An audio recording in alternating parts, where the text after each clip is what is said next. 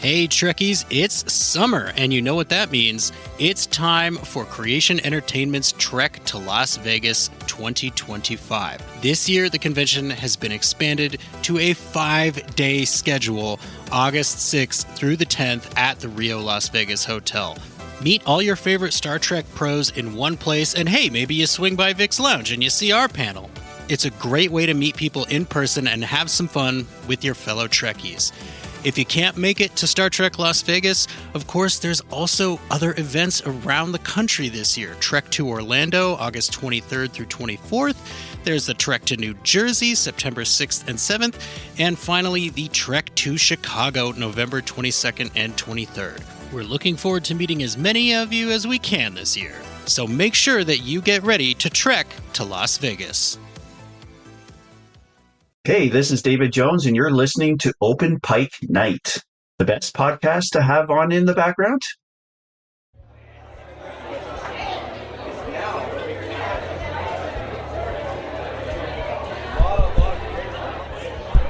Is this thing on?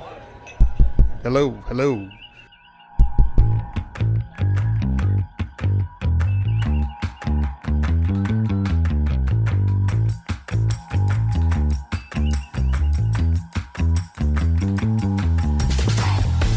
Welcome to Open Pike Night, the Strange New Worlds podcast where your personal logs are the prime directive.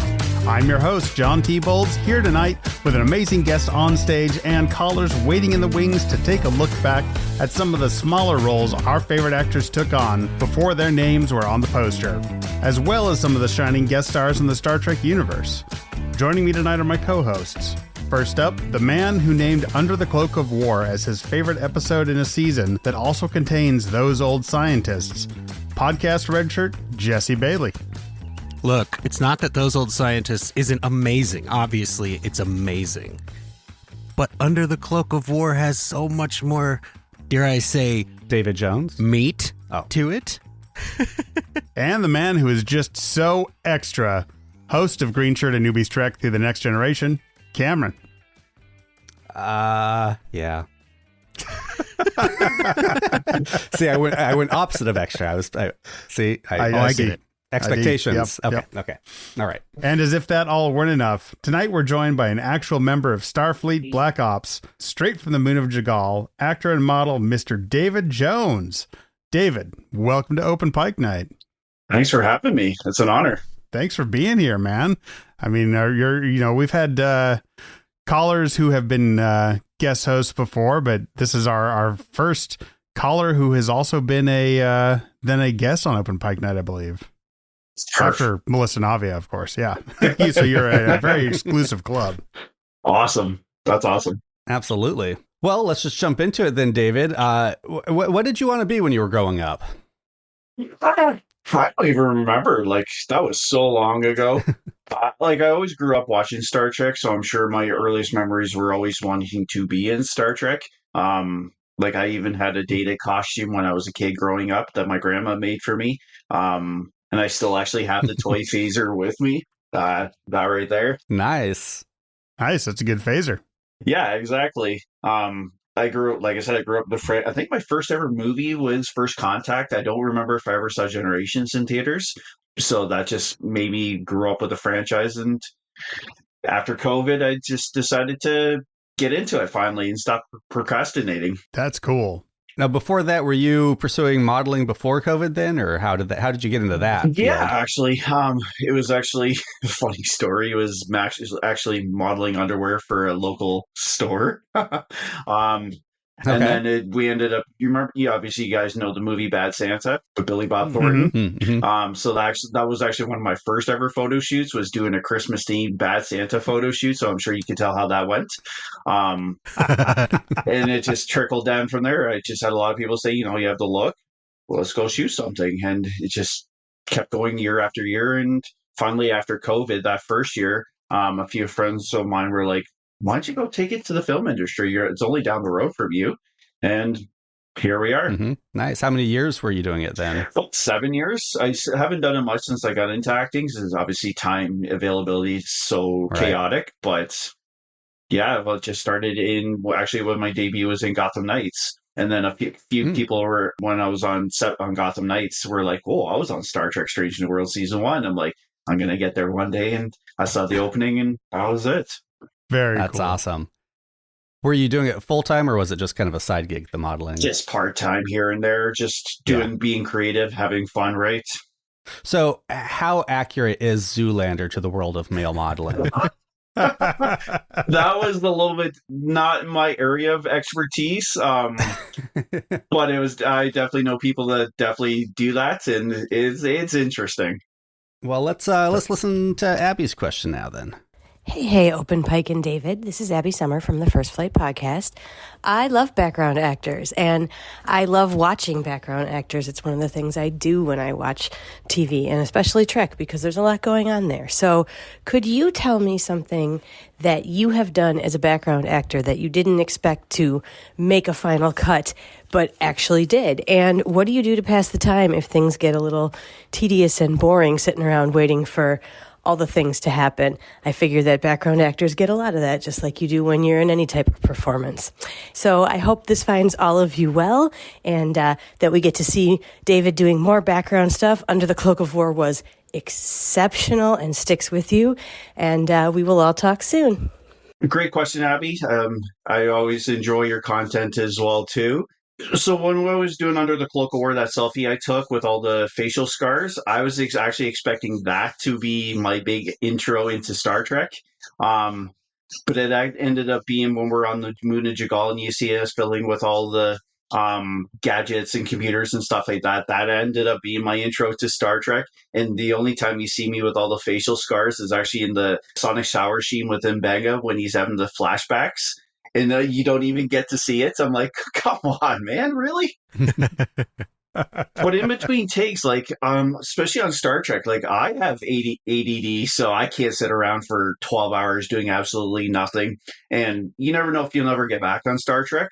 So my whole thing was, like when I did my costume fitting and everything, even the wardrobe people definitely knew, this is not just a regular job for this guy. He's a Trekkie.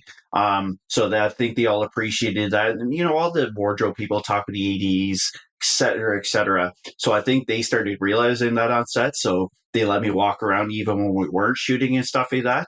So just, you got to be in the right time in the right place, right? And you never know if you don't try. That's cool. That's really cool that they were like, let's give you kind of the lay of the land and let you do your thing. Cause yeah, I mean, you realized a dream that a lot of people have, man. That's really cool. Yeah, you don't know if you don't try, right? Like it could be the only chance I ever get into there again, and I want to be on camera, right? So just a lot of these workers, a lot of these producers were ADs. They'll know who's good workers, who wants to work, and I'm here. Use me, right? Right. That's great. Aside from Gotham Knights and Strange New Worlds, what other projects have you appeared in, or let's start with worked on, and then we'll move to which ones you actually appeared in. So I was recently in the Eli Roth slasher movie Thanksgiving. Yeah. Mm-hmm. Saw you there. I loved it. I've grown up all my life watching, AMC Fear Fest on, in Halloween season. I watch it religiously every year as much as I can. And definitely when the Halloween movies show up, I'm there. PVRing, recording it. So the minute I heard that there was going to be a slasher movie filming, they were really hiding it was Eli Roth as well too. I didn't think they wanted everybody knowing exactly what production it was going to be. So the minute I heard it, I'm like, I'm in. Let's go. Look how well it ended up turning out to be, right? I was hoping for a glorious death scene, worthy of song and story. Unfortunately, I did not get that, but. But you do get a pretty good shot of you. What was your direction on that? How did they tell you to perform that? So Eli was there with us, and he was like, we're having a protest scene. It looks like you're going to be the main security guy in front of the store. Just get everybody. They can't come in near the store. Just get them to stay away, right? And let all the customers come out and stuff like that. And that was basically just it. Yeah, just be a big, intimidating security guard. And I loved every minute of it. And did you kind of come up? What were you thinking when you were performing the role? Did you kind of come up with what your character was thinking at the time, or were you just kind of being a presence? Just being a presence, exactly. Just I'm the security guard. You are not coming in my store. You're staying outside, and that's as far as you're going to get.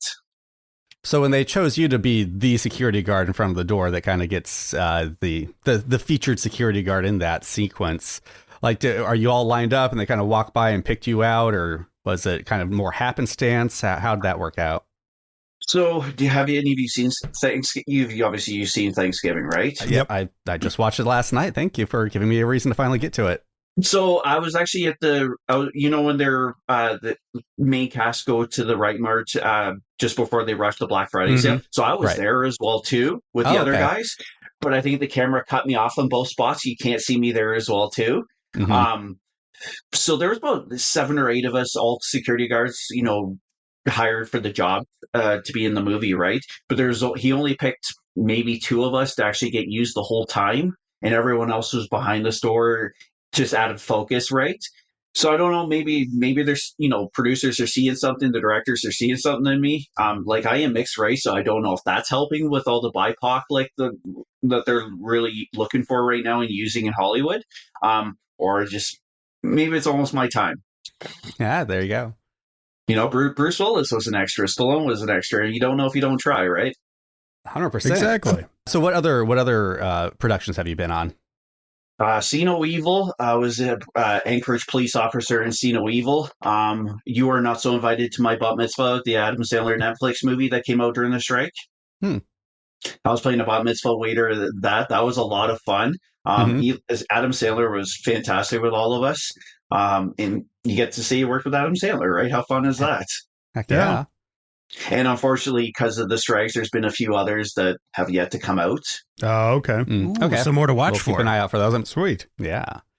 Any series where you've been able to appear on more than one episode? There is a Canadian series called Robin Hood.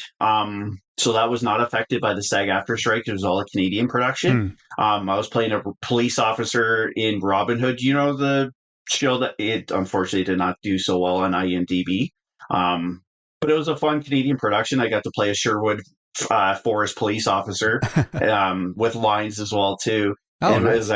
It was actually hilarious because that was some of the hottest days of summer, and it was hot in those outfits. Oh my gosh, that's awesome. So, do you have a strategy to kind of get seen when you go on set, or do you just kind of follow orders and hopefully that's what helped you stand out? Follow orders, just be there to work, right? Not cause dramas on sets like that. Like some of these call times I've had are so super early. I'm too old for drama, so I'm just here to work. Yeah, I'd rather be asleep than causing dramas on sets that some people do. But I like I said, maybe because I'm mixed race that I seem to be getting pushed to the camera more, or just maybe everyone, like you all work with so many of these people on set, right? From different production to different production. So they always tend to see that you're a good worker, right? And who knows? 100%. I mean, I'll take a little detour to just talk about my brief stint in the extra field real quick. I've been in a couple Portland productions. I was in an episode of Portlandia where I was actually getting to watch a Trek in the Park performance, and that's why we got there, because we knew someone who was part of that. And it's funny because you can see me right on the edge of frame, and then all my buddies, you see one of their arms and the rest are all cut off. It was to be an extra, right? That's all right. My luck continued that into Grimm, where I came on for one. You could blink and miss me, but I'm there in that episode. And then the next episode I came on and got to be a cop, and that was cool. So I got to get into costume and everything. And you see me pretty well in that one. Their camera's kind of following me as I walk by, and then the main guys walk up.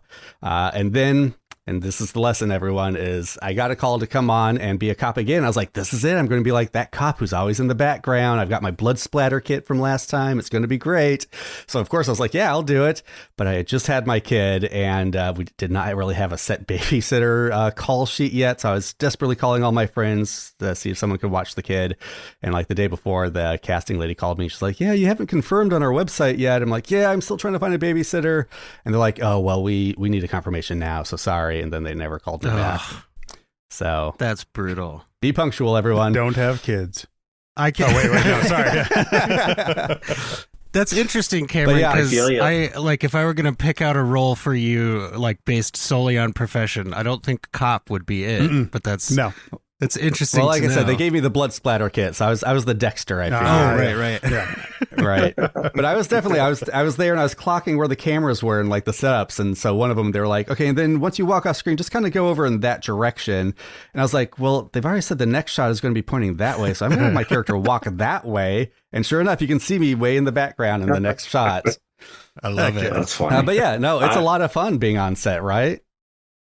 And it gives you insight into the industry. If you want to continue further, because you get to see the ins and outs, right? Mhm. Like I had that same experience on Gotham Knights. I was supposed to play a Gotham City police officer. It was shooting Good Friday in Canada, so I'm like, I am not trying to get around Toronto on a Good Friday of all times. So they ended up shooting in Hamilton, the city next to them, filming the rest of the pilot episode of Gotham Knights. They were like, oh, you could be a cop, so this time you're going to just play Bruce Wayne Warner for his death scene, right? So I made the trailer, then they cut me off the shoulders in the episode. I'm like, come on. Oh, man. My debut too. I'm like, come on. I was hyping friends up, oh, look, I'm in Gotham Knights. Yeah. So what was your biggest surprise, like starting to work on movie sets? On the early call times, I'm like, oh my Lord. And the lack of the anxiety, especially when I was doing Star Trek, the anxiety, because again, it was still COVID times, right? And Canada had some pretty strict COVID restrictions. So I was trying to avoid people like the plague, because if you caught anything, you were out, right? They weren't, regardless of colds, whatever. So I was trying to avoid everybody. I'm like, this is my shot. I may never be here again. And then just get to that set. So the minute I walked into the wardrobe, I'm like, oh my God, this isn't a party city. This isn't a Halloween store. This is a real thing. I nerded out. Like, I didn't even care that the patch said USS Enterprise and how inaccurate that was. I'm like, I'm wearing a patch that says USS Enterprise. How cool is this? That's the right attitude to have. Yeah. Very cool is the answer. Yeah. What's the weirdest experience on a movie set you've had so far?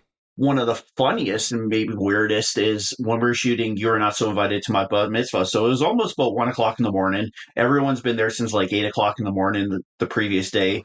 And I'm on fumes. And there's this old guy that's still dancing around to the Torah and stuff like that. And I'm just dying on set. I'm like, how's this 70-year-old guy outdoing me? Like, really? That's great. That's good. So are you going out? Are you auditioning for speaking roles? I've just recently started into that. Like, I'm trying to, I got told by a few casting directors, you have to start looking at principal roles. So I've just been slowly trying to get into that. My family was nice to buy me some stuff for Christmas. So hopefully 2024 leads to more. Hey, nice. What are the audition processes like these days? Are they still Zoom, or are you coming in, or still virtual? Yeah. Still virtual. Yeah. But luckily, I still have a few friends that are giving me tips, aka Michael Chen from Star Trek Discovery. Hey. He's helping me. He's helping me out as well too. So, yeah, that's awesome. Cool. That's awesome. Yeah. Well, another David Jones had to change his name when he got into show business to a certain David Bowie. If you were to have to don a stage name, have you thought about what it might be? I have a stage name. It's been a modeling stage name for years, just for privacy. That's why you see Damon on my Twitter page and stuff like that. I still use that. It was actually when I started doing the modeling, they're like, "Here, this is almost like your name." So I've just kept it for all these years. But I'm sure I'd have to get something a little bit more professional or better. Damon Jones, is that what it is, or? Damon, yeah, exactly. DAI, I think it was DAIMON. Yep. Okay. And I've just kept it. Yeah, I've just kept it for years. Too lazy to change it. Okay. Well, there you go. I'm going to suggest David Stone because that's just cool. He's not trying to get into porn, Jesse. No, it's That's the chiseled jawline. What? Stone is not a porn name. Come on. You never know. It's very 70s, whatever the genre is, for sure. Speaking of 70s, so I was on Priscilla, and they gave us the 70s Elvis looking mustaches and stuff like that. And I'm Oh. like, so they were shooting to Elvis's back, so you avoided all our faces altogether. I'm like, oh, thank God, because you'll never have to see the 70s porn stash they put on me. Oh, that's right. You were in Priscilla. That's awesome. Can you see your back? Can you spot your back? You can see my cop hats. I'm like, well, thank God they never see this mustache and sideburns they put on me. There you go. Awesome. Well, yeah, of course, many of our biggest actors started out as just another face on the screen at one time, whether as extras themselves or in smaller performances that have been all but forgotten. So in that spirit, we are here to also discuss some of our favorite before they were famous roles in a section we're calling The Artist Formerly Known as Gangbanger Number 2. Don't forget to check out our Michael Benyar episode. In honor of that, yes. Even though his character had a name, JoJo, Gangbanger Number 2 is funnier. And it didn't show up in the credits, so yeah. Yeah, exactly. Yeah, check out that episode. Michael also just great stories about like rising up the ranks in acting from small roles to big memorable ones. Yeah. And we did have some callers and write-ins for this. First up is Kate. Says, greetings all. My favorite pre-fame actor performance is Anson Mount as Reverend James Sterling in the Law & Order episode Church. I had yet to know his name when I first saw the episode, but his portrayal as a closeted gay, ultra-conservative mega-church pastor-turned-murder suspect really impressed me. Anson's Reverend Sterling is both charismatic and creepy, delivering an oh-so-sincere yet hypocritical righteousness with a soft southern twang and a whiter-than-white smile. I won't spoil the episode for anyone who hasn't seen it, but I will say that while Sterling is a slimy character, you might also feel sorry for him by the end. That reminds me of another Starship Captain's early role with Nathan Fillion in, wasn't he the creepy pastor in Buffy? Yes. Oh. I believe so. I think so, yeah. If you want to fly a starship, play a creepy pastor. Was that the beginning of his long storied relationship with the creator who shall not be named? I'm pretty sure it was, yes. It must have been, yeah. Wow. I think so, yeah. Mm-hmm. Yeah. And now he's going to be in Superman. Come on. All right, and we do have a couple other calls. First up, here is Marcy. The section about before they were famous, obviously, I freaking love Ashley Judd. And she was in Darmok in the game as Ensign Robin Leffler in TNG. And man, as she became a bigger and bigger star, like Double Jeopardy was my jam. Like, I love that. But if I was going to go for another one, it would be Tom Hardy as Clone Picard and Nemesis, because Tom Hardy, he's so hot. Marcy being on brand. Yep, I was going to say. And then finally, we have Newman. Hi, Open Pike Night. Newman the Space Hippie here from the Movies for Days podcast. Just want to say, hey, how's it going to you and Mr. Jones? You got a thing going on.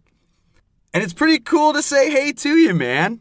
So the call to action this week asked about before they were big stories. And as is my want to do, I'd love to shout out some horror titles and some actors that were in these horror titles who would go on to become big names.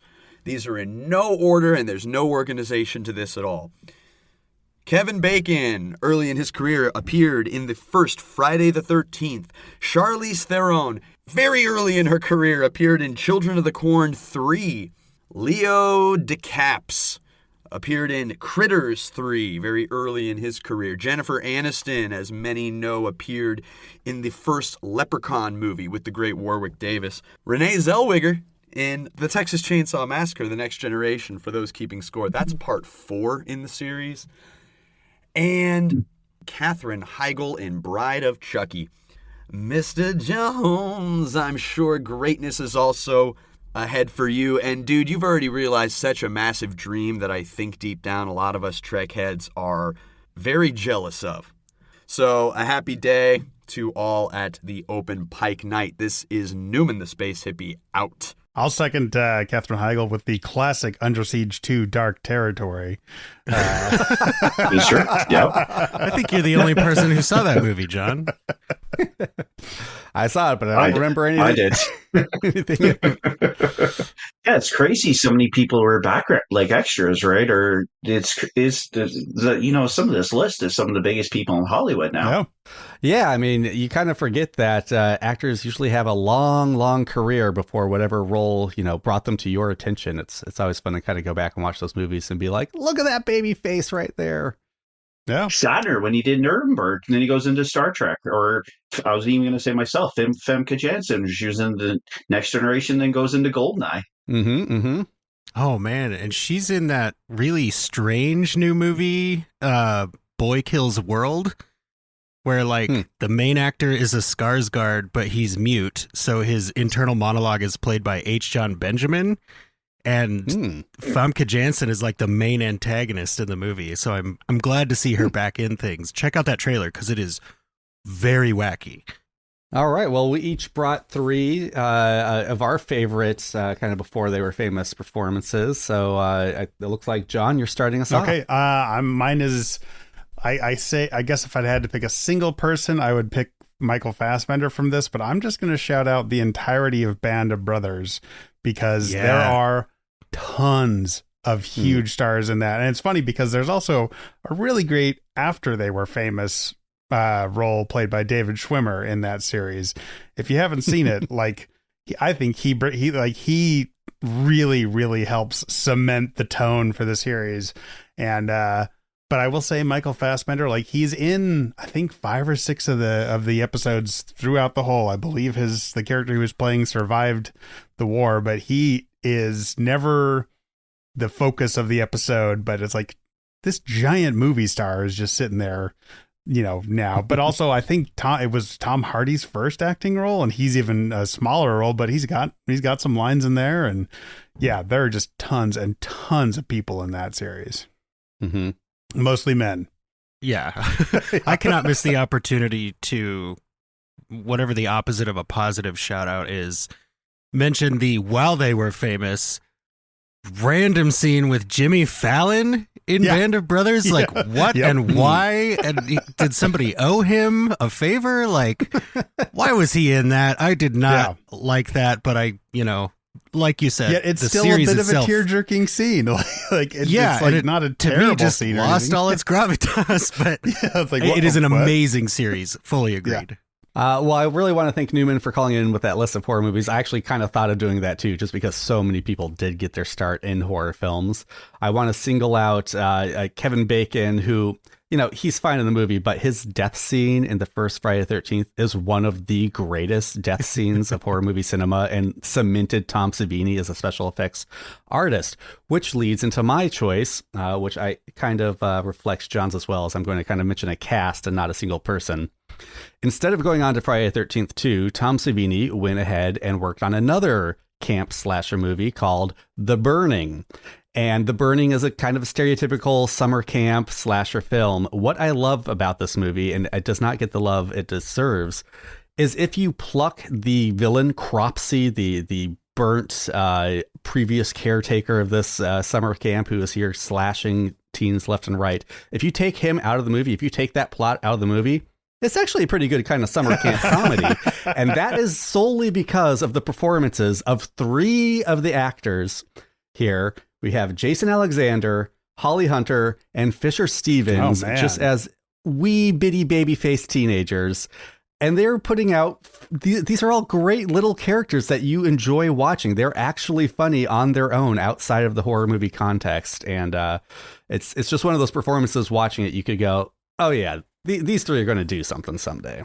I may have to look around for that. I had always assumed Jason Alexander was just born 30. So that's interesting to hear. He doesn't look not 30 in it, I'll say. Well, you guys know me. I'm all about the Star Trek, all about that space, if you will. And I am going to mirror Kate's pick, but it's from a different role. So I think Anson Mount in Crossroads, hear me out. This is a role where he's opposite Britney Spears, okay? A lot of actors might consider this a throwaway gig. Just play the pretty guy, get your check, go. But Mount offers us an effective sample of his non-toxic masculinity that he has become known for as Captain Christopher Pike. And the most impressive part about that is that his character is a total bro who loves his car more than anything and is literally wearing a puka shell necklace for most of the movie. So I remember the first time I watched this movie with my wife, and I was like, okay, that guy, it has like serious magnetism. I don't know if I've seen him in anything else. I don't know who he is, but he can freaking act. Yeah. Mm-hmm. All right, David, who's your first pick? I'm always going to lean on Stallone. Like I think I was reading Stallone did something called Bananas by Woody Allison before he did Rocky. Oh, And was he in that? look at the career Sylvester Stallone went on. Bruce Willis. How many actors and actresses? Can we say Jamie Lee Curtis? Like, did she do anything before Halloween? She did some stuff, I believe. She did some other horror movies before Halloween, I think. But it definitely Halloween made her. Yeah, that was her. Yeah, Brad Pitt. We always laugh on sets with Brad Pitt forced a line on Charlie Sheen's movie. That's how he got noticed and stuff like that. So we all try to do something similar like that, right? Ah, interesting. Yeah, I almost picked Brad Pitt in True Romance. He has a great small role on that, kind of like a year or two before he blew up. Yeah, you don't know if you don't try, right? Exactly. I was also considering Christopher Walken from Woody Allen's Annie Hall as another fantastic one-scene performance from him. All right, back around to John. My round two. I'm gonna go with Chiwetel Ejiofor, and I'm gonna pick Amistad, which was one of his first tiny roles. He's very, very good in that.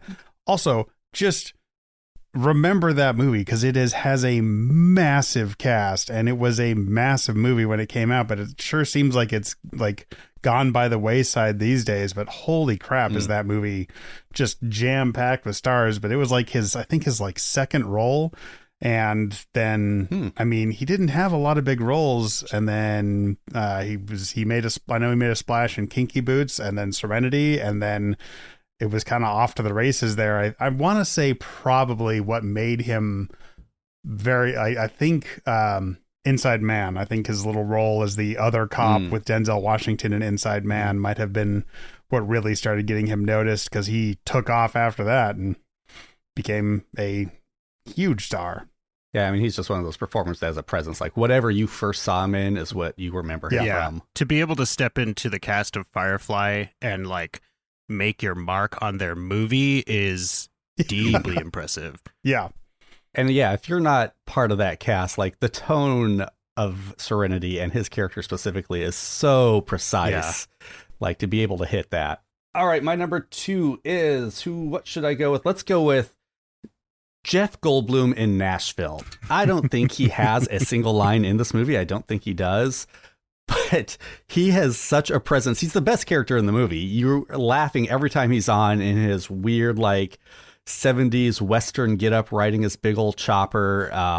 It's just, I don't know if any of you have seen Nashville. I saw it once in the theater a few years ago, and I remember being like, oh, well, yeah, you could watch this and go, well, that dude's going to blow up, because just every time he's on screen without any lines, it's amazing. Jesse's looking up an image right now, and he's about to grin big. Yep. I'm double checking the IMDb of another actor because I cannot remember if this was before he was famous or not. Nah. Yes, Jeff Goldblum, again, another actor who, like, I'm sure whatever you first saw him in is what you remember him from, because there's no one else like him. Absolutely. Even before, I mean, what's the first thing you really remember him from? Earth Girls Are Easy? Probably that, or The Big Chill, or The Fly. Yeah. That, for me, it was definitely Earth Girls Are Easy. First time I saw that, I was like, is that Jeff Goldblum of Jurassic and freaking Jim Park? Carrey? And Jim Carrey. I love that, like, throughout the 80s, because I think most people our age kind of picked up on Jeff Goldblum from Jurassic Park and then Independence Day, and like, oh, he's the nerd. Okay, he's the nerdy guy, the funny nerd. Everything in the 80s, he's playing the hunk, and it's so weird to, like, go back and revisit that. They tried to make him an action hero. Yeah. Like, yes, right? It's such a strange career even that guy's Jurassic had. Park, he's like got his oft like celebrated pose when he's there injured, I shirtless. mean, that's true. That was the transition from like the abs to the nerdy glasses. Yep. All right. Well, No, it's still a classic. I have confirmed for myself pick number 3, but you're going to have to wait to hear that because up first, because like I said, I'm trying to mostly stick to Star Trek. No, not for any reason other than I love Star Trek.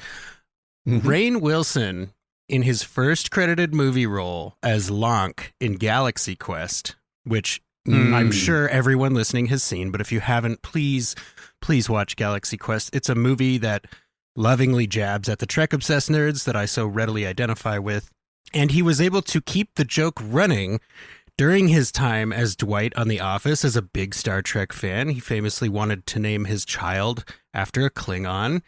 And eventually, he gets to end up playing a pitch-perfect Harcourt Fenton Mudd in Discovery. So my second pick is Rainn Wilson. I mean, Galaxy Quest has a few. I mean, we got Sam Rockwell for sure, and was Tony Shalhoub a big name? Early before Tony that? Shalhoub too. I think he was. I mean, he's bigger than the other two. But yeah, Justin Long was Wings out before then. I think Wings was out before then. Yeah. Okay, so he was around. Justin that. Long was also in Galaxy Quest. I think he was Yeah. one of the nerds Right. they called to like check the blueprints of the ship or something like that. Yep. Jack Black definitely has some of the most fun, kind of like before he was famous Dude. roles, spotting him in all those different like 80s or 90s action movies. He was in The Jackal, absolutely. right? I want to go see the Jackal right now. Yeah. Actually. Yeah, well, he had a huge role in that, but Demolition Man, he's got a small part in. There's another big action movie he's got. I mean, a part Mars in. Attacks. Demolition Man? Mars Attacks. Yeah. Yep. Yeah, he's one of the like underground guys in Demolition Man. I don't even know if he has a line, but he's there. I think he's I'll there have to go back right and near, look. because don't we also have a weird Dennis Leary rant in the middle of Demolition Man? Yeah, I think you see him right around that same time. Also, he's in Waterworld. He's the gunner in Waterworld. Yeah. Also, just kind He was of all crazy over the career. place. Yep. All right, David, who's That's your next funny. pick? George Clooney. It's saying here George Clooney was in the miniseries The Centennial in 1978, where he appeared as an actor, as an extra. Thank you for not choosing Grizzly 2, Yeah. because that performance was nothing to write home about. But he looked good. He did look good. Said he was 17 years old when he did Centennial. Wow. Oh, man. I'll have to look And up then an he's image in one from of the that. Killer Tomatoes movies too, isn't he? Yeah, he was in Revenge of the Killer Tomatoes. I love that. Was on my short list. Wow. But I don't actually remember his role. I don't remember if there was anything worth mentioning.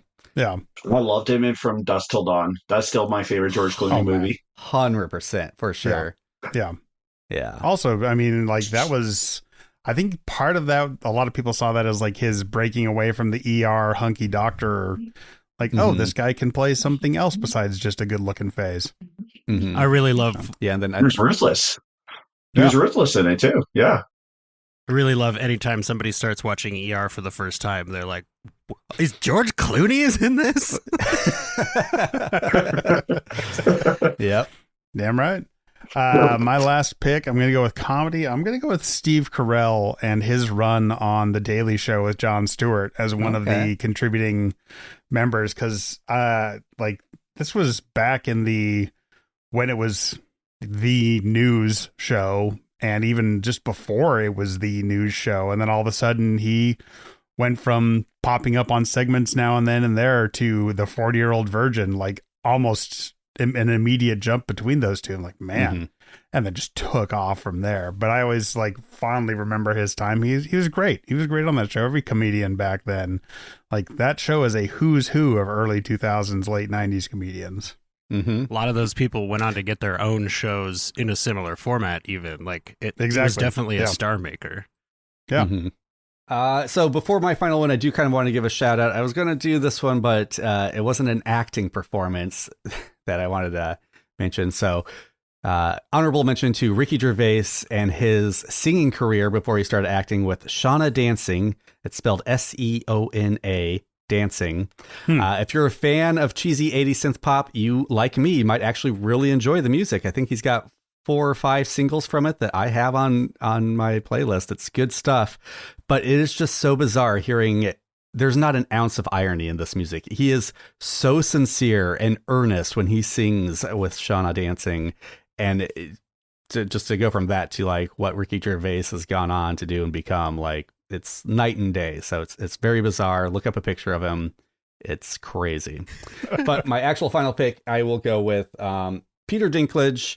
I think his first movie role was in a film called Living in Oblivion. It was an independent film about making independent films, starring Steve Buscemi as the director, Dermot Mulroney. Yep, Dermot Mulroney was in it. Catherine Keener, a lot of great people. Peter Dinklage plays an actor who has to play a dwarf in a dream sequence, who gets very upset about that. And he says he doesn't even dream about dwarves. The only time you see dwarves in dreams are in shitty independent films like this.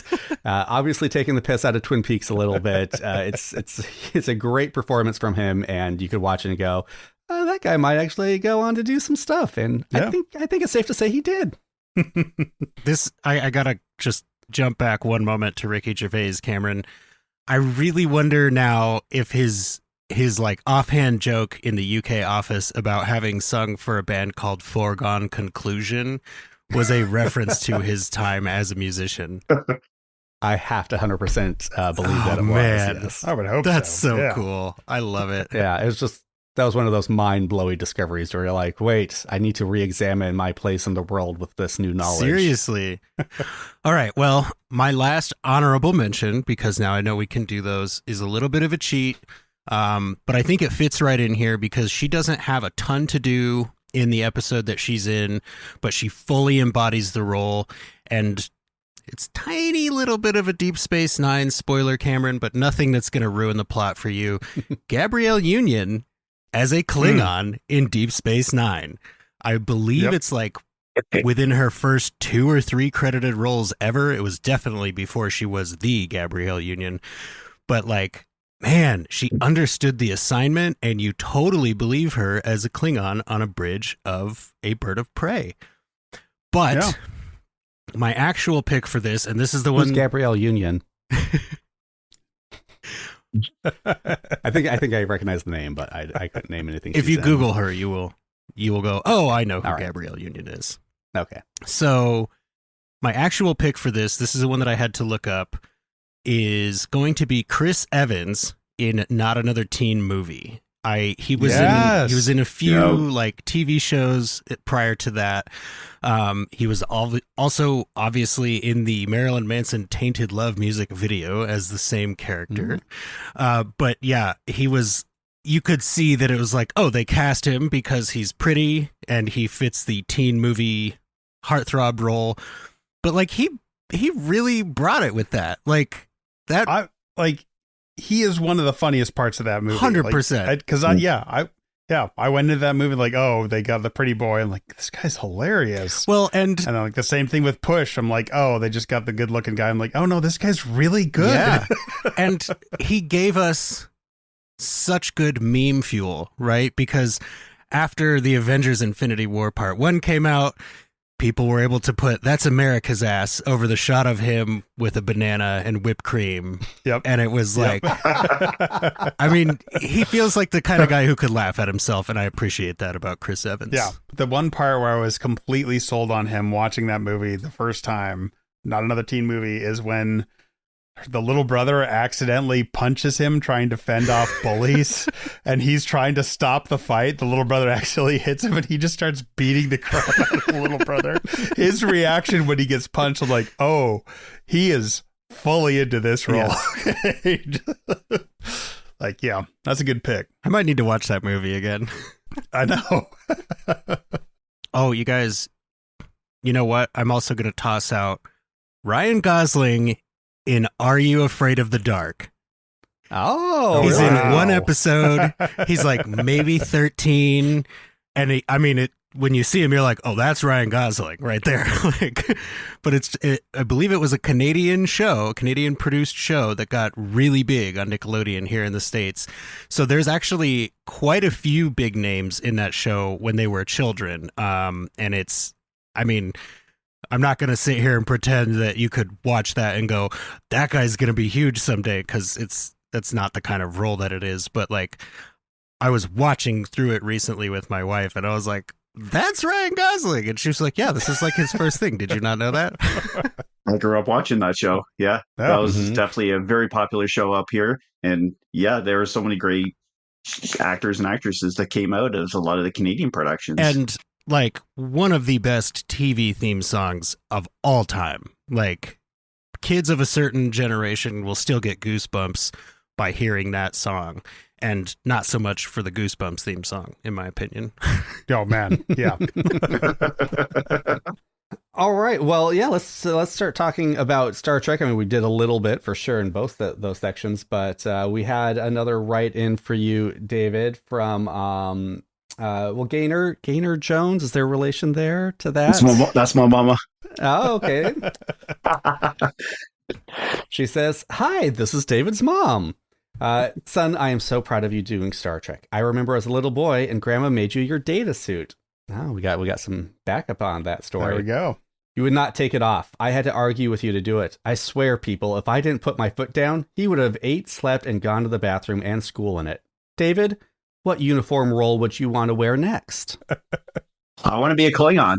I want to be a Klingon someday. All right. But I want to be on the Enterprise Bridge. I never got to see the Enterprise Bridge when I was on Strange New Worlds. I was going to ask. I want to be on the Enterprise Bridge at some point. As a Klingon. Yeah. That'd be awesome. So would a Sure. video conference call count where they like hail your ship and then we see your face on the bridge of the Enterprise, or do you want to physically be standing on that bridge? I want my butt right in that captain's chair. Yeah.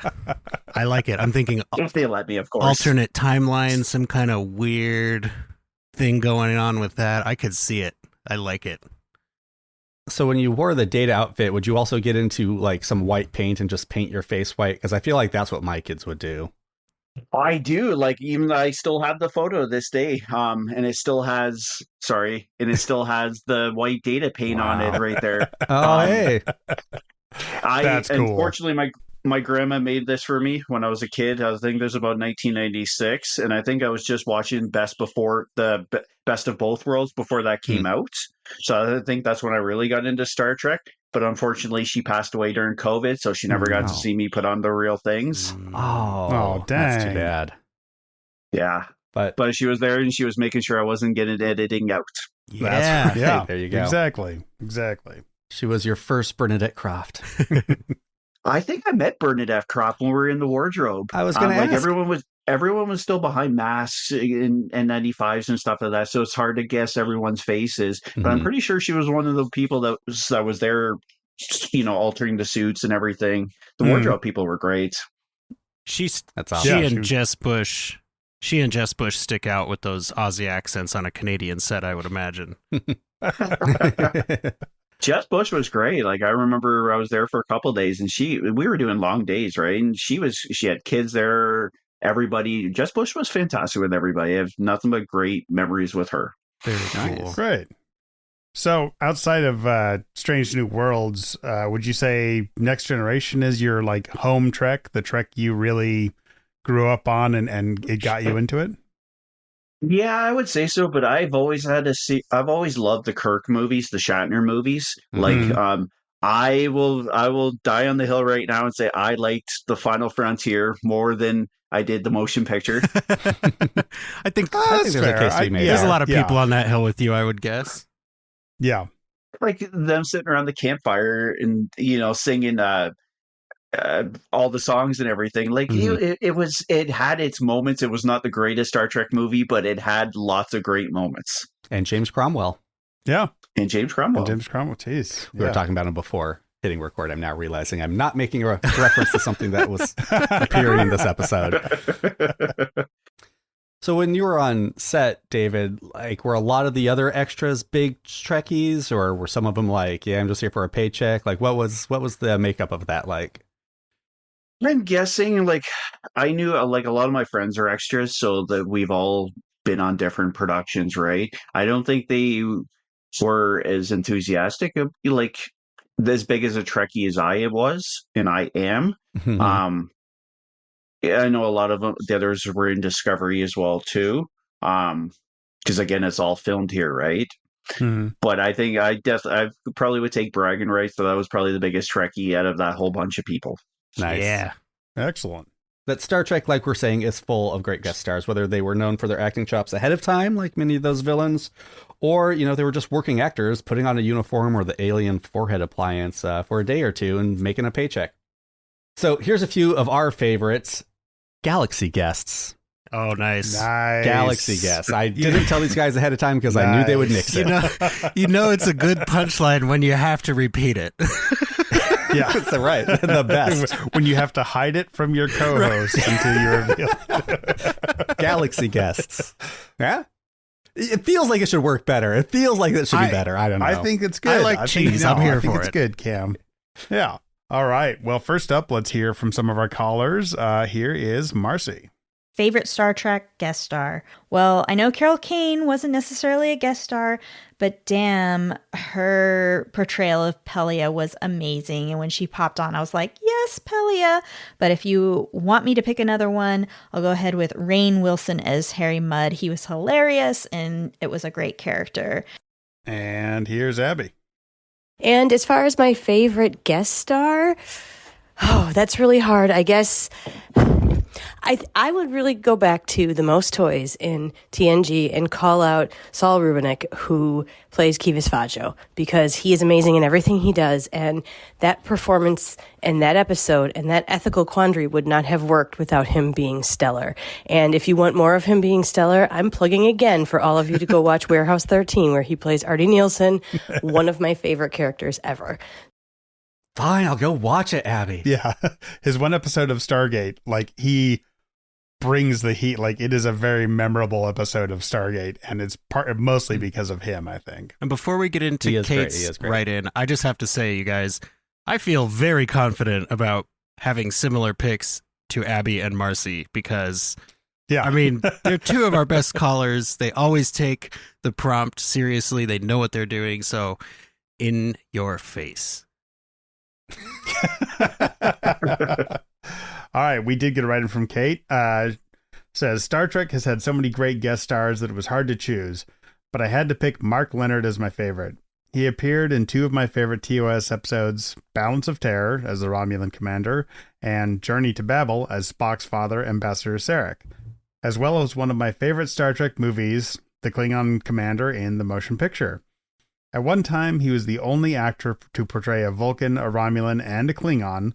His performances always stood out, and his great work made Sarek one of the most memorable figures in all of Star Trek. Man, him in Journey to Babel Agreed. Is talk about a tone-setting performance. The dude is dying, he needs a blood transfusion, and he does not give a single shit. He's like, I guess if my half-human son wants to help, that's fine, but I don't care. It's just man. Well, Balance of Terror still goes down as one of the greatest episodes of Star Trek ever. Mm-hmm. Yeah, made even greater by Strange New Worlds. Quality of Mercy was so good. That's how you remake an episode properly. I'd love to see the guy that played that Romulan commander. I would love to see him come back and play maybe a future Spock's dad. Yes, we want Absolutely. Matthew McFadden as Sarek. I know a lot of the Brainiacs disagree, but we are here for Matthew McFadden. Absolutely. That's how you remake an episode and almost make it as better than the original was. Yeah, and it makes the original better, too. I think it makes it more impactful to go back and watch it after you've seen Quality of Mercy. Those two of those together are a superb, 54 years apart, something like that. It's fantastic. It arguably sets a lot of groundwork for The Wrath of Khan. It's similar tone, submarine style starship chase, it is seminal in the Star Trek universe. Would you call Quality of Mercy Strange Worlds' best episode yet? Ooh. I have my issues with Quality of Mercy. So Cameron is going to pick the Elysian Kingdom, which is 100% justifiable. Like I said earlier, Under the Cloak of War, not just because you're here, David. It really was one of my favorite episodes. It might be at the top. Those Old Scientists, as I mentioned, is also amazing. It's Great. mind-blowingly Great good episode, yeah. for the amount of stuff they crammed into it. It's an Easter egg heaven. It's a Trekkie heaven, but it also has meaningful moments. I think we discussed that in our review of it. It's like that moment where Una realizes why Boimler was so awkward around her. It's like that kind of makes me tear up a little bit still to this day. Like that was some serious acting. And the scene between Mariner and Uhura is like one of the most human scenes in all of Star Trek. So I would say for me, it probably goes Under the Cloak of War, Those Old Scientists, and then maybe Memento Mori combined with Quality of Mercy, because those two episodes have very similar vibes as well. It's that submarine movie in a starship. Yet Jesse hates Enterprise because it feels like a submarine in a starship. No, because it looks like a submarine. They're literally wearing jumpsuits that I could like go buy at a Home Depot. I think we're going to have to do some episodes where we do a ranking and elimination ranking for best episode. I know we've talked about it before. But I like when we gamify our episodes. We don't do it very often, but it always ends up being fun. Mm-hmm. Yeah. Like when we were filming Under the Cloak of War, that episode where M'Benga put his daughter in the transporter, that just finished. I think the day before we walked on set. So I was just in awe of Babs. I'm like, oh, great performance. Mm-hmm. All right, well, John, I think you're starting us off on the favorite guest stars, Star Trek guest stars. I went pure full DS9 for all three of my picks, so I'm going to start with the villain on actually some of the episodes we're watching right now, Frank Langella. I very thoroughly enjoy his 3-episode arc at the beginning of season 2. I think he really just brings a quality of like somebody who's trying to take as much advantage in a term, like a tumultuous time in a planet's history and development, and just trying to run with it as far as he can. And I think it goes down. Like, I always forget how good those first 3 episodes are. And I think a big part of that is because of him. I thought of him and some of the other villains in those episodes too, but I haven't seen the whole thing yet. I haven't seen the 3rd episode or most of Louise Fletcher's performance yet, so I didn't pick them. I actually went full TNG because I have watched and talked about and analyzed a lot of TNG over on Green Shirt and Newbies Trek to the Next Generation. Catch it now wherever you're listening to it. Smooth. So I will start with I got to is it am I biased because he's Leland Palmer in Twin Peaks? Probably, but Ray Wise as Liko, I think, in Who Watches the Watchers, plays the proto-Vulcan who almost dies, gets beamed up to the Enterprise, thinks Jean-Luc Picard is God, like we all do, so we can relate.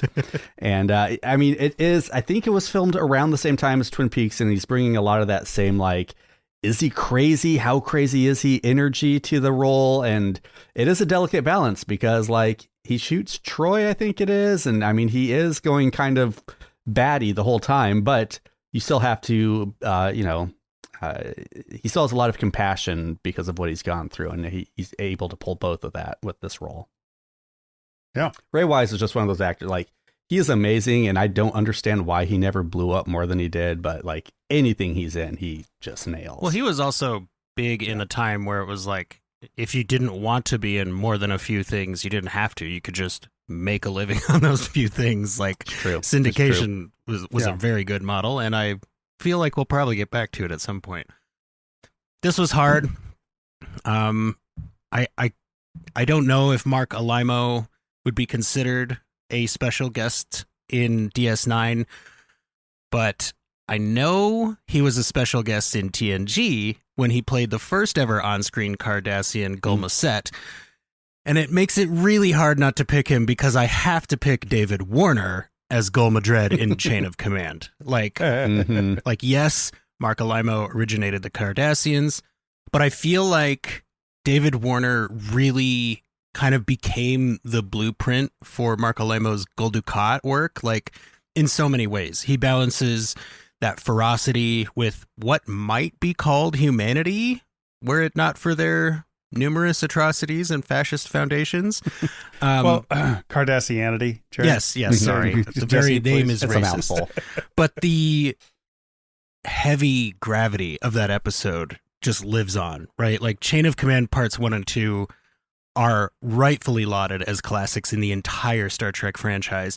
And a big part of that is David Warner as Gul Madred. And I think I've mentioned this before, but I saw an interview with him where they asked him about that episode, and he referred to it as a makeup job opposite Patrick Stewart. And I'm like, for him to be able to boil that down to that and still give such a meaningful performance really just shows what a professional he is. And I love the role.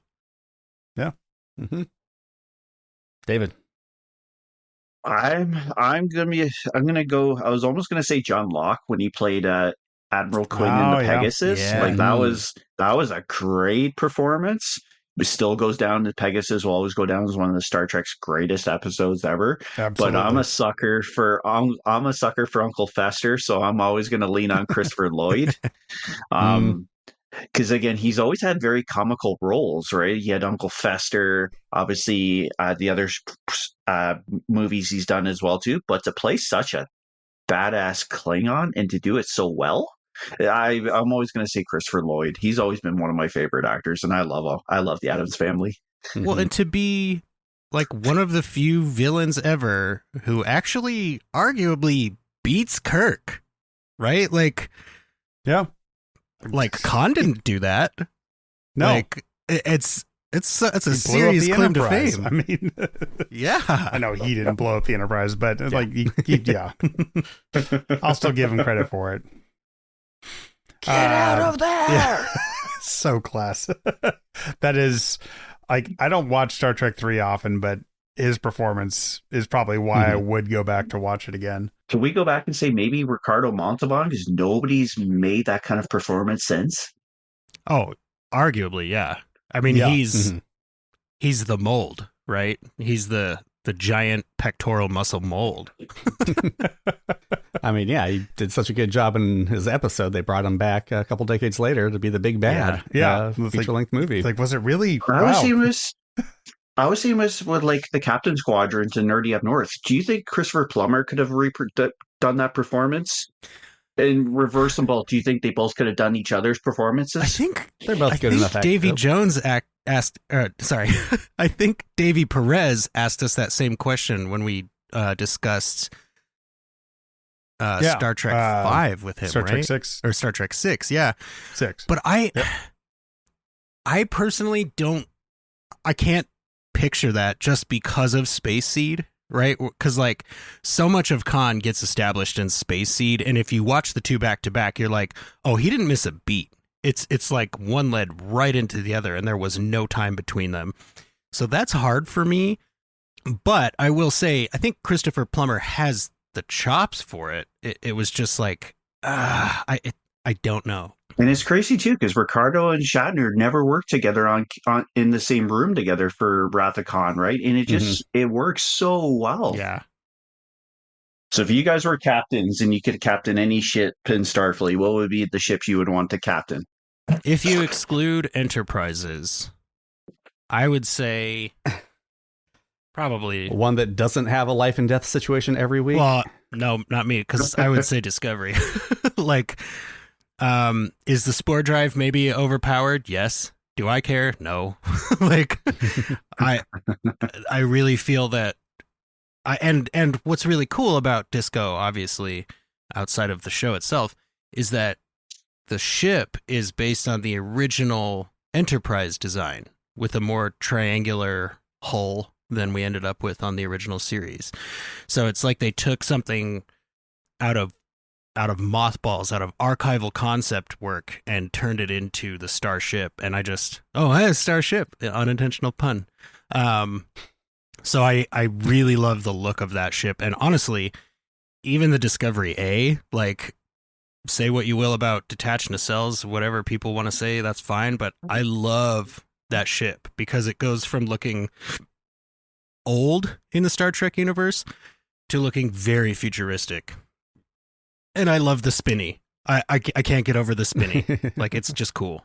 All right. Well, my second one would have to be, I was playing around with choosing Majel Barrett as Lwaxana Troy because I adore Lwaxana Troy. She is one of my favorite characters in the entire series. And we left interpretation of guest star open. So, I mean, no one's breaking any rules. But for me, I was really trying to think of like 1 or 2 episodes, actors who came in and really kind of just owned something and elevated the material. So from a Majel Barrett episode, I'm going to choose David Ogden Stiers as Timicin in Half Alive, where he plays her romantic lead, the doomed scientist who almost starts a revolution on his planet, but then goes down and accepts his fate, much to Lwaxana's chagrin. Chagrin seems too light in this situation, but I'm slightly chagrined that my lover has gone to go kill himself. I mean, it's not like he's the last one she ever had. That's true. That's true. In her autobiography, he'll get like a page and a half, maybe. But he brings such gravitas to this role. It's really an episode that could have gone south, except for those 2 performers taking the helm and their relationship and chemistry. And it's so touching and heartbreaking. And a lot of that is thanks to the fantastic actor who is David Ogden Stiers. And his little makeup spots were later reused and became the official look of the Trill. The first time we saw the Trill, they did not look like that. The cracked egg effect? Yeah, like I was going to say, even looking like Humpty Dumpty, he was still managed to deliver an amazingly moving performance. Yeah, it was great. The spots we know now go all the way down. So Cameron, as per your mention of the rules, I actually did double check the credits on these episodes to make sure that these people were listed as guest stars, because I was worried that I would break the mold here. So I have to go with Paul Winfield as Captain Dathon in Darmok. He manages to convey empathy and pathos while covered in prosthetics and literally speaking nonsense. And it offers genuine stakes to an episode that we all know isn't going to kill Captain Picard. Like, you can't put Picard on a planet with a predator and kill him, right? So all of the tension comes from Dathon and this whole first contact situation, or like second and a half contact, whatever it may be. Bonus, we also know him as Captain Tyrell in The Wrath of Khan, and of course, the police lieutenant who tries to keep Sarah Connor safe in the original Terminator movie. He's great. Yes, he is. David, number 2. I was going to say, I've always been a sucker for Seinfeld, so I'm going with Jason Alexander. I thought that episode in Voyager is one of the best of Voyager. And he owned, like you guys said, he owned the role. Yeah. Man, I'm so excited to get into Voyager, half just because of the guest stars that I know are awaiting me in there. The only Voyager episode I've seen is the one with The Rock, so I've got a good start. Sunkatse. I can't wait. Yeah. All right, my next choice, I've got to give it to the great Mr. Wallace Shawn as Grand Nagus Zek. Oh, man. I definitely thought of that. Again, I've only seen one episode with Wallace Shawn, but he blew me away in that one. Knowing he comes back for 9 more, I felt like I couldn't choose him yet, but I'm glad you did, John. Well, and that's one of those roles where you're like, he's not really not just being Wallace Shawn, but like, how can you not? Like, he's too recognizable, but it doesn't take away anything from the performance. Like, sometimes when you see a big actor in a smaller role, you're like, oh, that's all I can see. But here, it actually totally works. Like Clint Howard, he was born to play a Ferengi. 100%. My next choice, though, I absolutely would be criminal not to include Tony Todd. Oh, man. As Worf's brother, Kurn. Yes. Another one I thought of, John, definitely shortlisted for me. Tony Todd is just amazing in anything he's in and brought such weight and gravitas to Worf's brother. Kurn is one of my favorite characters. And Cameron, again, I'll just give you something to look forward to. That is not the only role that Tony Todd plays in Deep Space Nine. Oh, interesting. I haven't even seen Kurn in Deep Space Nine. Does Kurn come into Deep Space Nine?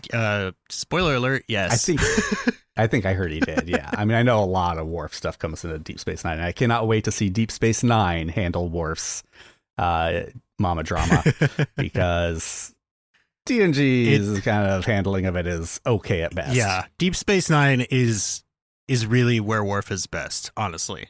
I cannot wait. That's so cool. Yeah, Tony Todd is just so cool, and an amazing person who responded to one of Green Shirt's tweets and talked about how his grandma would watch Star Trek with him and loved his role in eating the replicated bird meat and great stuff. I don't specifically remember the episode that I had on, but my wife walked into the room, Kern was on screen, and she went, "Oh, it's the guy from Final Destination." And I was like, I don't know about that. And she like immediately got out the DVD and was like, "See?" And I was like, "Oh, okay." Like, I didn't know he was in a ton of stuff. Oh shit, it's the Candyman. Yeah. I mean, he's in so many things. Great pick, John. Thank you. All right, then my last one is, this is one that is definitely not a great episode. Debatably great character, but the actor, the performer brought it in and made it memorable. I always look back at it as a great episode, and then I rewatch it and go, oh no, it's just Billy Campbell as the outrageous Okona that makes it so good. I love Billy Campbell. He's the Rocketeer. He's one of the dudes in Dracula. He's so charismatic. He probably should have blown up a bit more than he did, and it's probably just bad luck that there was a bunch of like really charming white guys that kind of looked like him around the time. Yeah. But yeah, I don't know. I love Okona. I'm glad they brought him back for Prodigy. It was a really fun role. Yeah, that's a good pick. And got to get all smoochy with Terry Hatcher. Yeah, right? Yeah. What about Ronnie Cox when he played Jellicoe? Yeah. Oh, I short list there for sure. Yeah. Yeah, he's just fantastic. It's been fun to see how reviled he was. And then over the years, more and more, it's like, no, he's pretty good captain. He's good at his job, and Riker's being a petulant child for most of this. I was going to say William Marshall as well, too. He was great as Dr. Daystrom in the TOS episode, the supercomputer. Yeah. The ultimate computer, was it? The other big thing with Ronnie Cox is that his character offered that chance for the writers to like fix some stuff, right? That arguably needed to be fixed. So I think it worked really well. Yeah.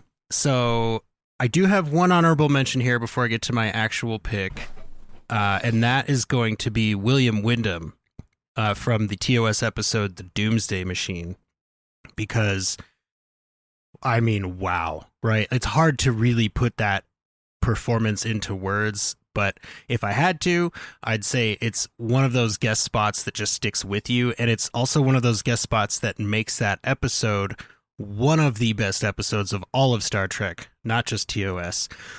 But I could not help myself, and I had to go with Michelle Yeoh as both Philippa Georgiou and Philippa Georgiou in Star Trek Discovery, giving equally believable performances as an inspiring, optimistic captain and a murderous, egomaniacal empress from the universe, kicking ass and taking names all the way to the bank where she cashed her check for her own Star Trek movie.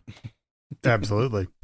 And yes, credited as guest star every time. I was going to say, it felt like she was a regular cast member for at least a season and a half there, but there's no episode where she's not special, Cameron. Okay. Touche. I gotta go with Ricardo Montalban. Like, Space Seed was a very good episode, and then he just hit a home run in The Wrath of Khan and just took that performance to another level. I don't think we'll ever see like any performance like that in Star Trek as a villain ever again, but like Plumber came very, very close. But it's gotta be, I gotta give props to Ricardo Montalban. Like, he's gone down as the greatest Star Trek villain of all time. A mantle he wears for a reason. Absolutely. All right. Well, with that, we will move into our final segment here, which is specific to your episode Under the Cloak of War. And we're going to kick this off with one more question from our caller and good friend, Marcy.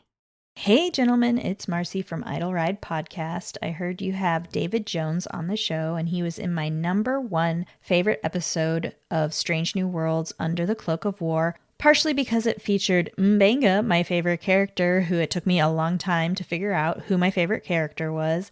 And if he has a story about Babs on the set of Under the Cloak of War, that would be great.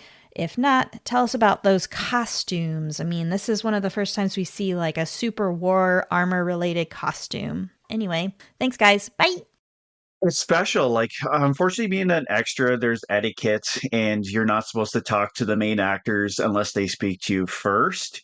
And like I said previously, we just came off that episode of, him putting his daughter in the transporter. So I just wanted to, talk to him left, right, and center. Unfortunately, I didn't get the chance to do that. I mean, I wanted to, of course, but I'm like, yeah, don't get kicked off now. Don't get sent home. You're here.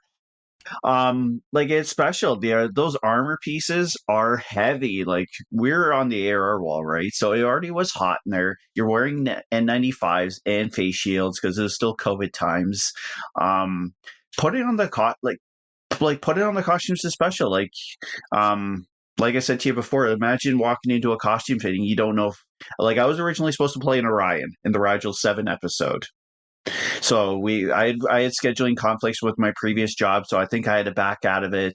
And then they said wounded soldier. We're looking for people for a wounded soldier, not a human, not a Klingon, no idea what it was. So I'm walking into the wardrobe department, and I'm seeing the gold uniforms, the command, the engineering, the white medical costumes all hanging up.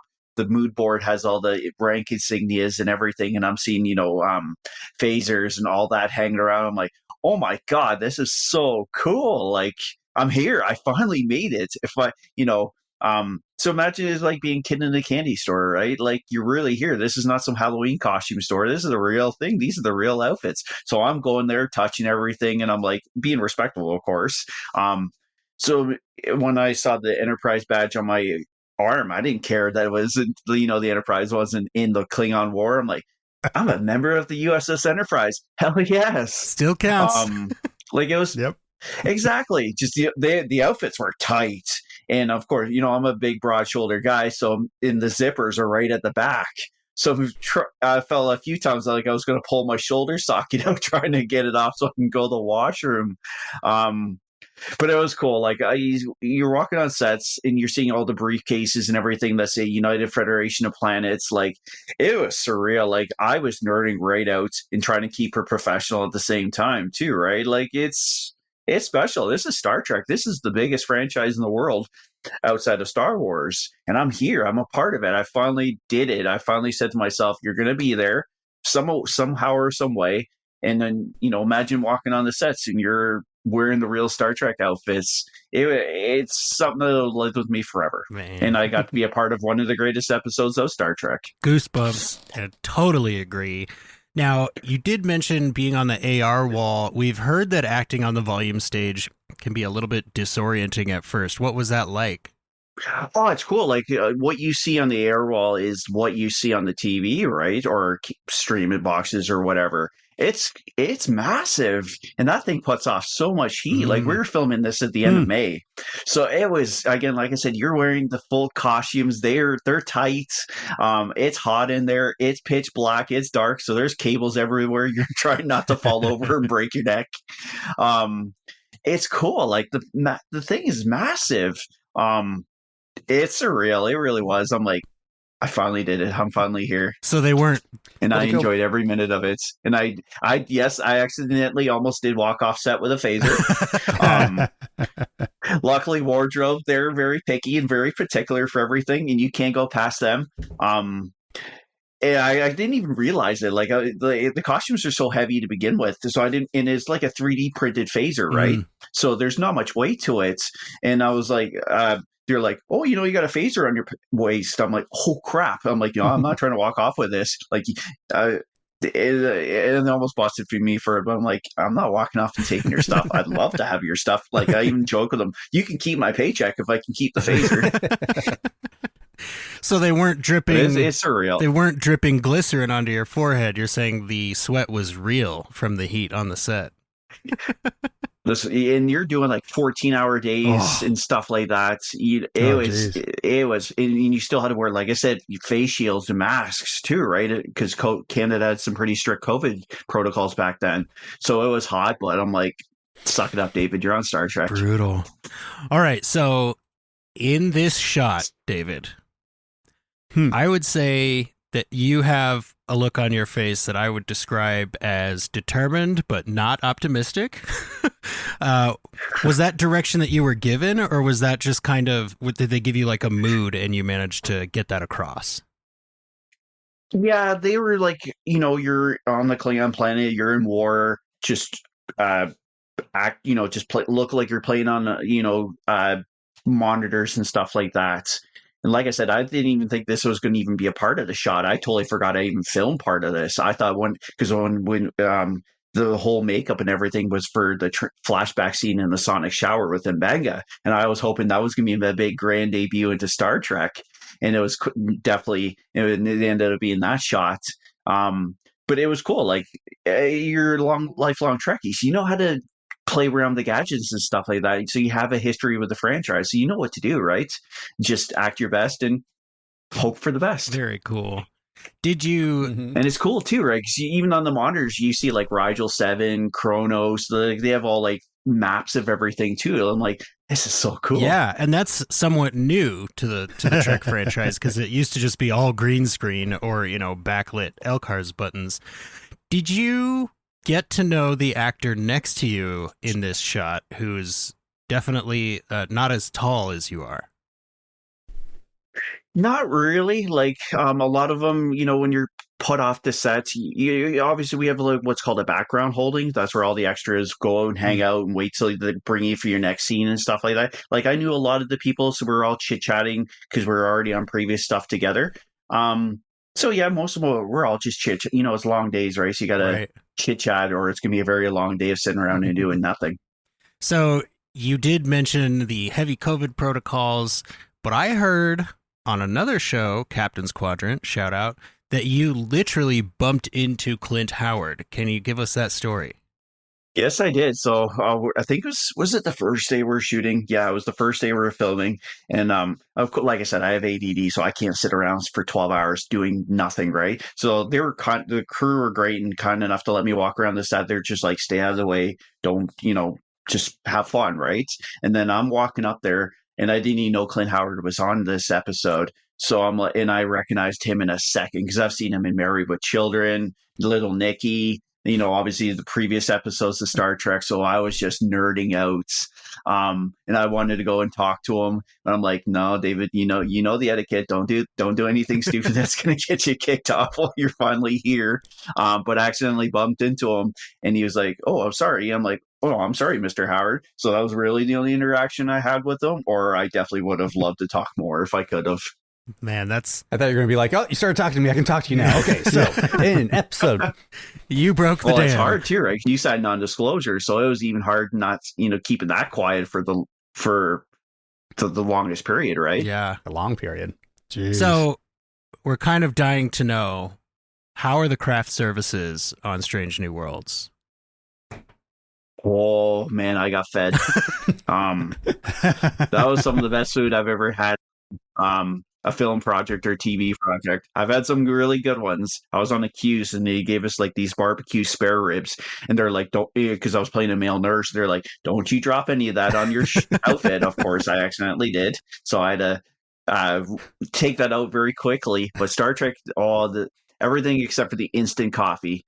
I ever since I walked onto Gotham Knights and Star Trek, I'm like, I make sure I bring energy drinks with me just in case. Because it's gonna be a long day, and it's definitely better than instant coffee. I love it. Nice. Yeah. So we know from both you and your wonderful mother that being in Star Trek has always been a dream of yours. So now that you have had a taste of the realized dreams, are there any other big franchises on your list that you'd really like to be a part of? Yeah, I want to be a Jedi Knight in Star Wars. I want to be in Star Wars one day. Fuck yeah. But I also, like, my family are all English born as well too, so I have a lot, and I've, of course, being a male, model on the side, I've always had that. I've always wanted to be in James Bond. Oh, good You got a answer. henchman quality about you, or I'd love to fellow be in spy? a Exactly. I'd love to be in a 007 movie. I was a bit like I remember when they were saying they're filming Beetlejuice, and I heard they're going to be filming in London. I'm like, ooh, is that coming to Canada? I'm like, nope. No. But definitely, I would have loved to have been in Beetlejuice. Again, I've grown up with Michael Keaton, Beetlejuice, Batman, everything he's done, and I'm like, that would have been something special to work on too. Absolutely. I love it. Yeah. He's in Is It Much Ado About Nothing, I think. And I don't know if we can say that's before he was famous, but it's definitely an early role of his where I remember just being like, oh, well, this guy's incredible. This guy can do anything. Like, Are you talking about? My mom loved him in Mr. Mom. Are you talking about the Much Yeah. Ado that has Keanu? yes. I got like 30 minutes into that movie and I was like, I can't do this. Now Everybody's in that to be movie. totally fair, I was like probably 14 or 15 when I watched it. So like I could probably get through it now, but I remember being like, wow, this really is what it says it is on the box. Like, Oh yeah, it's straight Shakespeare. But that was gonna be my comment. Was like it even made like a 14-year-old teenager laugh out loud at Shakespeare.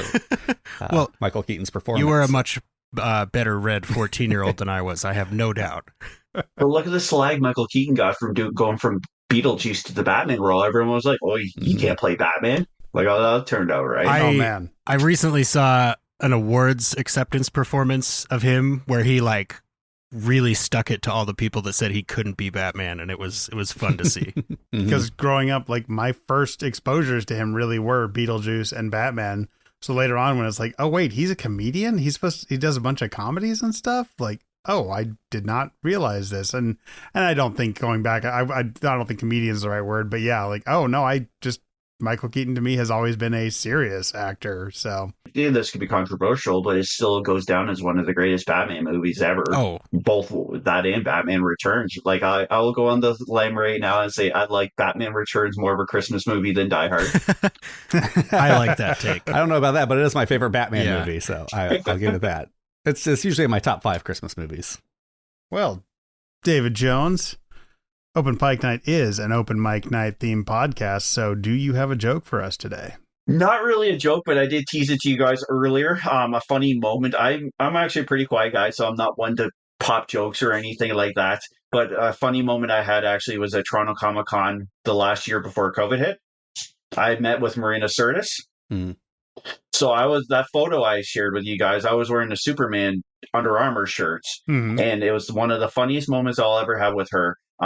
She walks up to me with her assistant and says, "Hey, how's it going?" So, yada, yada, yada. And she laughs and says, "Are those real?" I'm like, I laughed. Her assistant laughed so hard as well, too. I'm like, yeah, that's Marina Sirtis humor for you. That's fantastic. And you were able to say, yes, that's 100% David Yeah. Jones. Yeah. I joke with her. I'm like, yeah, that's not padding. And they both laughed for quite a few minutes, too. I'm like, oh, she's such a doll. I honestly think that might have been Marina Sirtis flirting with you a little bit. Just like having seen some of her interactions, like she's very real all the time, right? Like she does not play. So that's really cool. I love it. Well, thanks so much, David. We've been excited to bring you on and appreciate all your calls and support through the time, and glad to have you on this side of the mic. Absolutely. I appreciate it. Thanks for having me. This has been a great time. Okay, guys, so is it just me, or does David kind of sound like how I might sound if I ended up on Star Trek? Like, please don't No. fire me. I hope I'm not doing anything wrong. David was able to form complete sentences, so I think He's got would me be a beat. stark contrast to yeah. It would just make sounds of glee for And the that entire interview. freaking that jawline, man. Like, it's no wonder that David made it on camera. Yeah, exactly. And it's, man, it's interesting. I'm curious when we will get to a point in our interviews with folks where everybody being masked up and distanced isn't going to be a factor. I'm wondering how season 3 is going with if they're doing many or heavy or any COVID protocols. Like, I'm sure they're as worried about health and safety as they always have been, but what does that look like for season 3? We'll have to see. Yeah, from what I hear, like the film industry is one of the last to still be taking any precautions. So I'm interested to see what they are. And that had to be so weird. Like, to be with so many big names, super professional people, and not really get to see most of their faces at all. Yeah. Seriously. Yeah. Very strange. But man, I appreciate David coming on here and sharing his stories with us and how much he's contributed and how much our callers contributed. Jesse, how can folks do that if they haven't before or want to again? How easy is it to get your voice on Open Pike Night? It's stupid how easy it is, John. All you have to do is go to openpike.substack.com and sign up for our free newsletter to get call to action for free, again, directly into your email inbox so that you know who's coming up next on Open Pike Night. You can also follow us on basically any social media at Open Pike. We don't monitor them all the same, but we do reply to everyone as much as we can on every single one of those. And I'm going to go ahead and say, you know what? Check out openpike.com as well, because it has everything you need all in one place. And if you're not following David on social media, make sure you do that. On Twitter, he's at thebigguy86, and he's got great photos. He's a huge Star Trek fan, good memes, fun time all around. Highly recommend. Yeah. And Cam, that username ending in 86, does that sound familiar for any reason? A little bit, as you could also follow Greenshirt at Greenshirt87 on Twitter is the account for my other show with John, Greenshirt and Newbies Trek the Next Generation, where I'm watching TNG for the first time. Also, DS9's getting to season 2. Lots of good stuff there. Yeah, Kai Wynn, not a great character. I mean, a good character, but not a great person, right? Right? I'm discovering this. Yeah. It's so fun to hear you talk about her and like make predictions about her and stuff, because you are just scratching the nasty surface right now. I'm like a pustule. You just can't stop scratching. Yeah. Pretty much. Nice. On her, on Ducat. What did you call Garrick on the most recent episode? The sewing guy. Yeah, creepy sewing guy. Yeah. The clothes designing Cardassian or something. Yeah. I love him. I want more of him. Yes. I'm really enjoying listening to both Green Shirt and the Deep Space 9 Minute. Yeah. And I just want to mention, I want to say It's Got Star Trek. How dare you? How dare you? I can't believe you guys said that. This is in the future, right? I'm just going to, say pretend. Presumably they've said something. Yeah. They've turned on us. It's very strange, and we're heartbroken. Take back all the nice things we said last time.